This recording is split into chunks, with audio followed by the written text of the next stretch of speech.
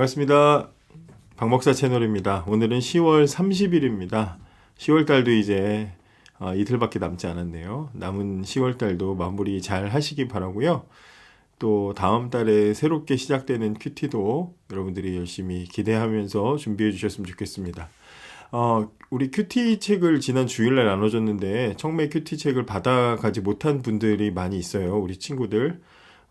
여러분들 비터 주일날 예배 때 오시면 교회 오시면 받아가실 수 있고요. 주중에도 우리 교회 찾아오시면 제가 나눠드리도록 하겠습니다. 혹시 여러분들 중에 코로나나 뭐 여러 가지 사정들 때문에 교회는 오지 못하는데 학교에서나 주변에 학원이나 만날 수 있는 친구들이 있다면 교회에서 몇 개 누구 거 가져가겠다 해가지고 여러분들이 챙겨서 넉넉하게 있으니까 가져가시기 바랍니다. 그래서 많은 친구들이 11월 또 12월 올 마무리 큐티 잘 할 수 있도록 그렇게 꼭 전달해 주시기를 부탁드리겠습니다. 오늘 10월 30일 청매 큐티는요, 시편 38편입니다. 시편 38편 1절부터 22절 말씀을 여러분들이 한번 읽어보시고 들으시기를 바랍니다. 또 읽어보시기 전에 들으셔도 좋습니다. 오늘은 오랜만에 아침에 업로드를 하네요. 오늘 이 시편 38편은요, 시인이 질병으로 고통받고 몸부림하고 있는 그런 내용입니다.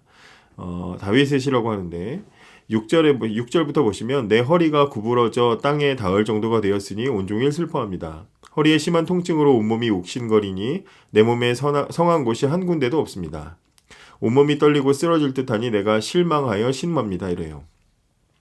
시인은 허리를 펴지 못할 정도로 몸을 움츠리고 아파하고 있으며 온몸에 성한 곳이 하나도 없습니다. 온몸이 으스러진 것처럼 고통스러워서 가슴이 미어지도록 울부짖고 있습니다. 지독한 독감으로 고생해 보신 적 있으세요? 지금도 제가 감기에 걸리긴 했지만 제가 군대에서 훈련 중에 독감이 걸려가지고 따로 격리돼서 며칠을 지낸 적이 있었는데요.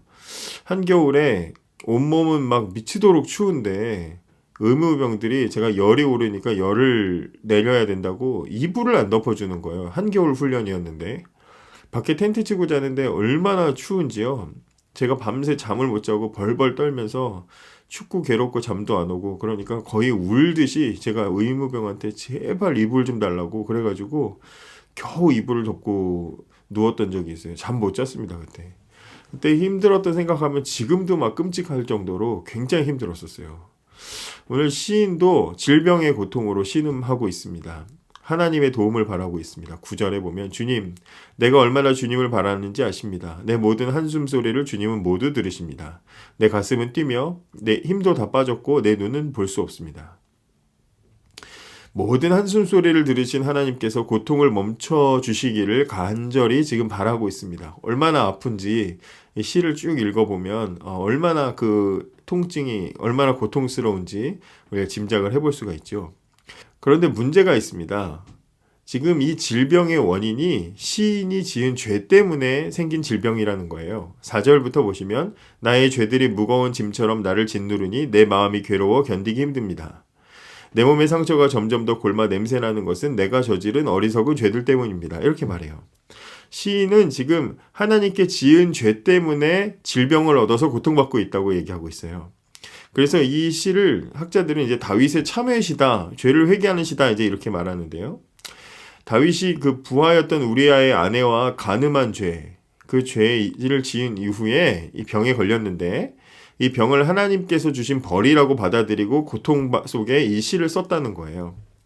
다윗이 죄를 지었을 때 하나님께서는 나단이라는 선지자를 보내셔서 다윗의 죄를 정확하게 지적하시죠. 돌직구라는 말 여기서 나온 것 같아요. 하나님께서는 나단을 통해서 다윗의 심장에 돌직구를 날려버리시죠. 바로 당신이 그런 사람입니다. 그러지 않습니까? 다윗은 하나님께 저격을 당합니다. 그리고 그 순간의 심정을 하나님이 자기 몸에 화살을 쏘신 것이라고 그렇게 고백을 해요. 2절이죠. 주님이 쏜 화살이 내 몸에 꽂혔으며 주님의 손이 나를 내리치셨습니다. 주님께서 분노하시니 내 몸이 온통 멍들었으며 내가 지은 죄 때문에 내 뼈가 성한 곳이 없습니다.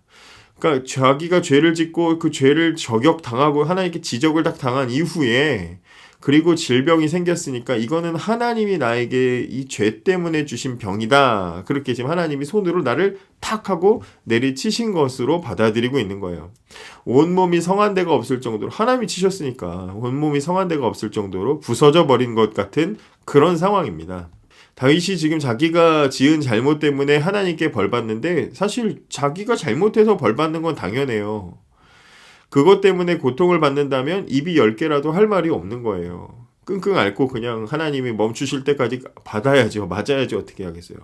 그런데 이 시에는 더 심각한 문제가 있습니다. 뭐냐면 자기가 하나님께 벌 받고 병 걸리고 고통받고 있는데 그것 때문에 사람들에게 버림까지 받고 있는 거예요. 병들어서 아픈 것도 힘든데 주변 사람들에게 버림받는 그 고통도 지금 얘기하고 있어요. 11절에 보면 내 상처 때문에 친구들과 이웃들이 나를 피하고 친척들도 나를 멀리합니다. 이렇게 말하죠. 가장 가까운 친구, 그 다음에 좀 더 가까운 이웃, 그 다음 가까운 친척들, 단계별로 내 거리를 이렇게 두고 친구, 이웃, 친척 이렇게 하면서 사람들이 그 모든 주변에 있던 사람들이 다 나로부터 거리를 두고 피하기 시작했다라고 얘기하는 거예요. 하나 둘씩 내 거리 나에게서부터 떨어져 나가는 거예요. 또 12절에 나를 죽이려는 자들이 몰래 덫을 놓습니다. 나를 해치려 하는 자들이 나의 불행에 대해서 말하고 다닙니다. 온종일 그들은 거짓말을 생각해냅니다. 또 이 기회를 놓치지 않고 다윗의 원수들이 단순히 다윗의 불행을 이야기하는 것뿐만 아니라 이때를 기회로 삼아서 다윗을 완전히 제거하려고 하고 있습니다. 만약에 다윗이 아무 죄도 없는데 이런 상황을 만났다면 하나님 원수들과 싸워주십시오. 저들의 입을 닫아주십시오. 막 그러면서 막 하나님께 강력하게 처음부터 얘기했을 거예요. 배신자들아 막 물러갈지어다 막 그렇게 기도했을 거예요. 그런데 지금 다윗은 자기가 죄를 짓고 하나님께 죄를 짓고 그 대가로 거기에 대한 대가로 벌을 받고 질병의 벌을 받고 있는 그런 상황입니다. 원인이 나한테 있어요. 그렇기 때문에 다윗은 막 대적하고 싸우지 않고 11절 나는 듣지 못하는 사람처럼 들을 수 없게 되었고 말 못하는 사람처럼 말할 수 없게 되었습니다. 14절 또 반복해요. 나는 듣지 못하는 사람처럼 되었고 대답할 줄 모르는 사람처럼 되었습니다.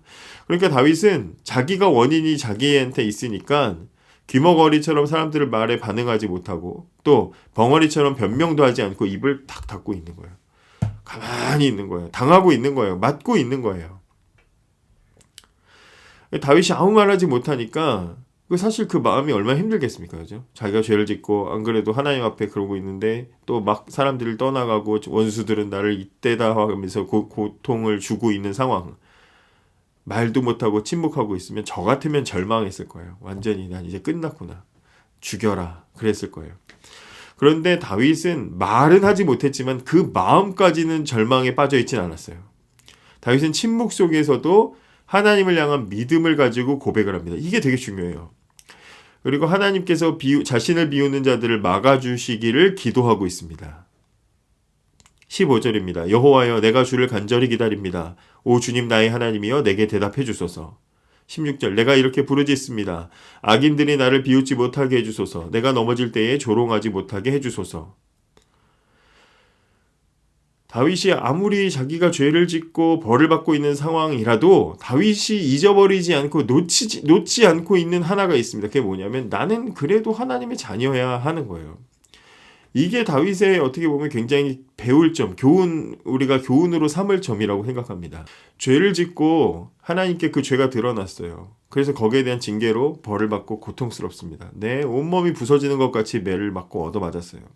게다가 내 주변에서는 막 벌떼같이 달려들어가지고 나를 그때 막 공격하고 외면하고 나를 힘들게 더 고통스럽게 마음과 내 이 몸이 내 내면과 외면이 다 고통받고 있는 상황에 있다면 저 같으면 절망하고 실망하고 나는 이제 모르겠다 하고 난 그냥 이렇게 죽는가 보다 하고 난 망해라 실패해라 그냥 죄 지었으니까 나 같은 놈 죽어야 돼 맨날 그냥 그렇게 내 스스로 제 자신을 벌 주려고 했을 텐데 벌 받는 것도 알겠고 다 알겠는데 다윗은 이 상황에서도 나는 그래도 하나님의 자녀야.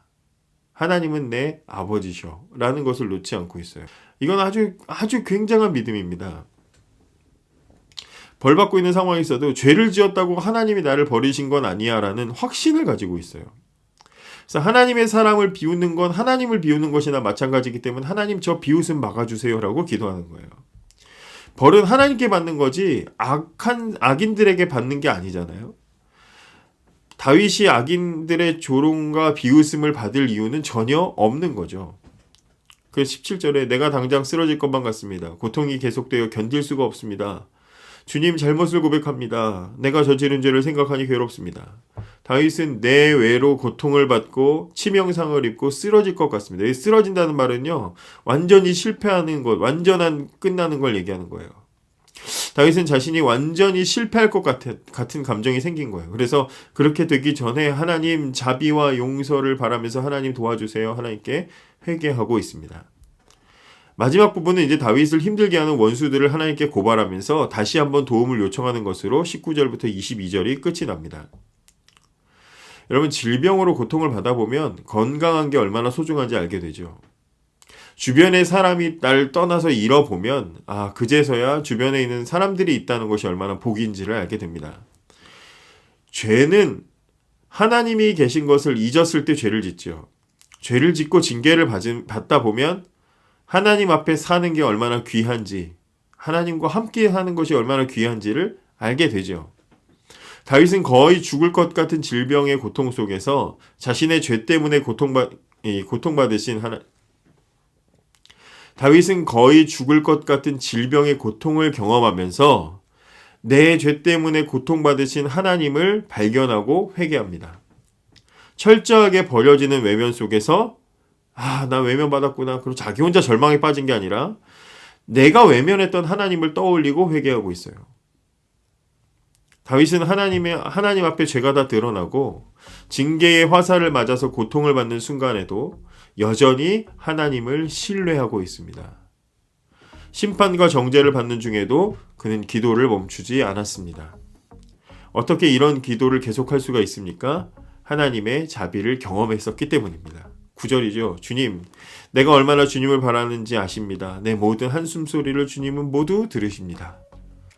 하나님은 우리가 고통받으면서 쏟아내는 한숨과 신음소리도 다 들으시고 부끄러운 자기 주제를 파악하고 벙어리처럼 아무 말도 못하고 있는 나의 침묵의 소리까지도 들으시는 분이에요. 죄지었으니까 저놈은 다시는 꼴 보기 싫어. 안 봐, 안 들어.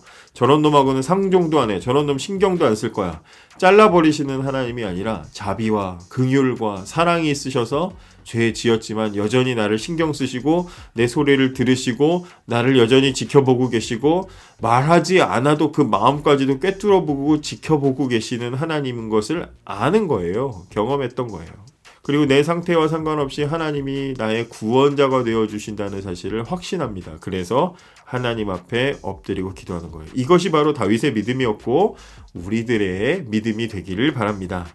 죄를 짓고 부끄러워서 지금까지 기도하지 않고 될 대로 되라 혹시 더 하나님과 멀어지는 그런 악수를 두고 계셨다면 오늘 기도하실 때 자비의 하나님을 믿고 기도하시기 바랍니다.